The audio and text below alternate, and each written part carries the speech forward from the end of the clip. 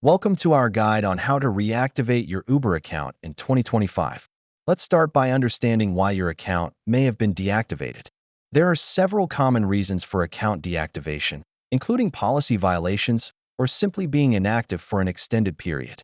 Before you begin the reactivation process, gather any necessary information, such as your ID and any previous correspondence with Uber.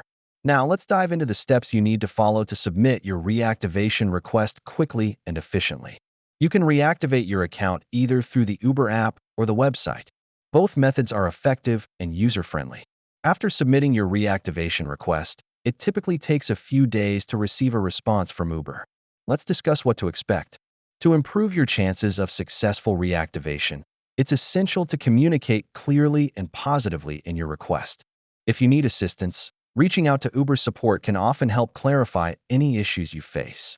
Here's how to do it effectively. To avoid being deactivated again, follow these tips to stay compliant with Uber's guidelines and practices. Thanks for watching. We hope you found this guide helpful.